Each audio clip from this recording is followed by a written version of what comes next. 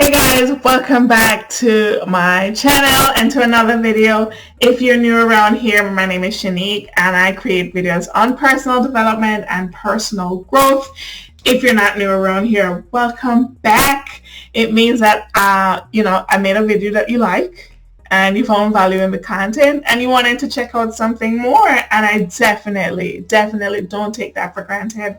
I really appreciate having you around, and I understand that you could be spending your time doing something else, but you choose to spend it with me. Thank you. Let's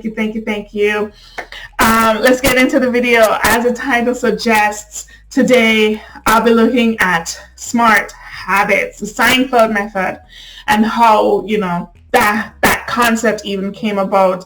Like, everybody is about building lasting habits. If you're into personal development, if you're into personal growth, then this is an ongoing conversation that you have from time to time, because everybody knows that your habits can really make or break your life. They can transform your current situation into something like out of this world.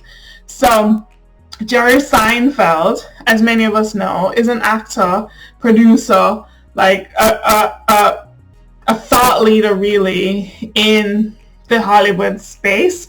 He had his TV series Seinfeld on air for 9 seasons, and then even after they came off air, he developed a lot of comics and was really successful doing that.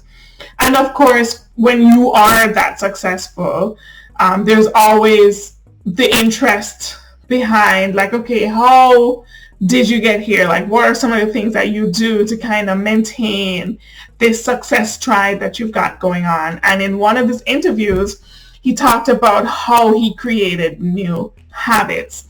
Of course, the key to any habit is consistency, but usually the challenge comes in when it's time to put it into action.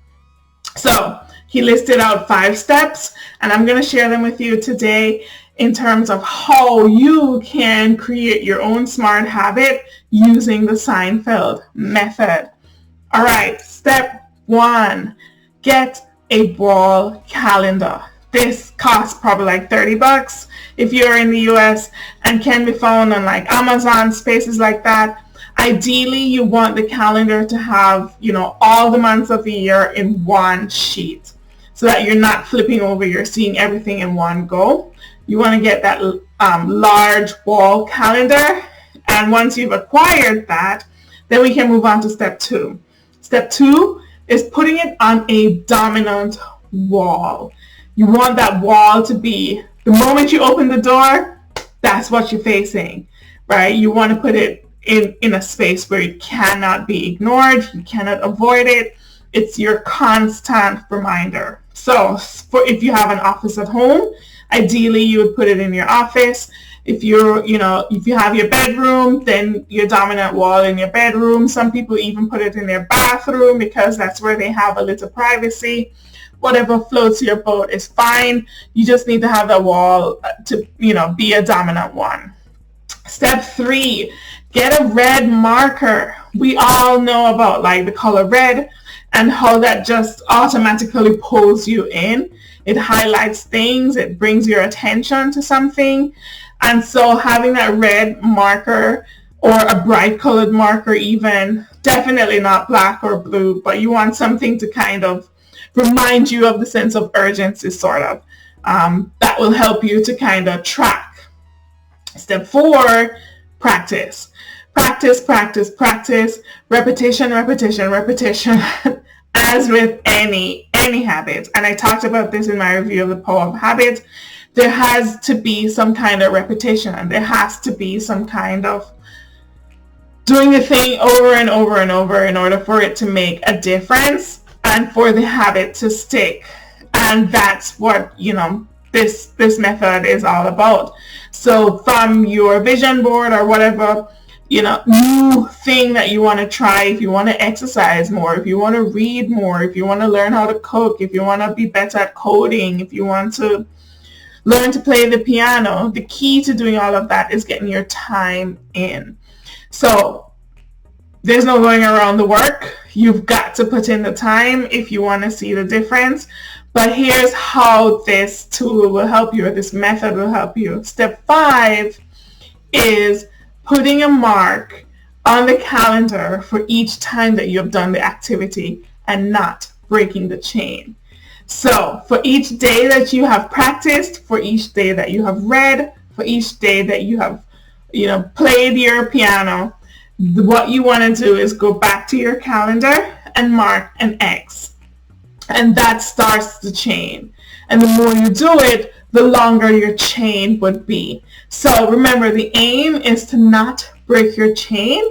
And, over time, you would have developed the habit and not even know it, because your focus would have been on, oh my gosh, I need to get my habit done, or I need to get this activity done so that I can put my X on the wall. Of course, there are other ways to do this. There are a lot of bullet journals that have habit trackers, or planners that have habit trackers. But the downside to those kinds of tracking methods, or even apps have habit trackers, is that you have to, search for them. Like, you can close your planner or misplace it, or it can be on your phone and not check that app all day, even though you have reminders. By placing it on the wall in the form of a calendar, then you're removing all of those barriers. You're making the process a simple one where, okay, I don't need to be actively on my phone in order to do this. So it's one less step. And then you get the validation and the pleasure out of putting that X on the wall. Now, personally, this is not something that I have tried before. And I'm eager to trying it next year. I have a ton of habits that I either want to change, stop doing, or new habits that I want to form. So I would be interested to see how this works out, how this pans out. So that's my challenge to myself for the new year. As a matter of fact, you know what? Let's do this together. I would love to share this process with you. I'm sure you have your own goals, your own things that you want to achieve, your own habits that you want to create. It could be drinking more water. It could be eating a salad a day, or fruits and vegetables, or whatnot. Come on with me, get a calendar, get a red marker, and that's it. Put in the work, and once you do it, you have the proof in the pudding. Of course, I'm not saying to anyone to, go ahead and overwhelm yourself with any activity here. That's not the point. The aim is to make the development of the habit into a measurable goal, a small measurable goal. So you can read 20 pages a day. That's 1 hour. You can drink 8 cups of water in a day. Those things are all measurable. And, it allows you to kind of break the huge goal down into small steps. And that's where the real progress is made. And that's it. That's what Seinfeld has attributed to, a huge part of his success, the ability to remain consistent, to not break his own chain, and to stay committed to a task no matter what. And I think, all in all, it's a good quality to have. So comment down below. Let me know if this is something you plan on trying. I'm going to be doing it either way, but I would love to have a community to talk about, to share what the progress is like. And of course, I'll take you guys with me. I'll do it at the top of the year so that I have the experience of having a full calendar year and just watching my growth and seeing what happens from there. I'm a little bit scared. I'm a little bit excited, but overall, I'm going to give it my best no matter what. All right, so that's it. This was a quick one today. Thank you, as always. Thank you for coming on and staying with me if you've made it this far in the video. If you like what you see here, browse through my channel, click the subscribe button, of course, and make sure you turn on the notification bell.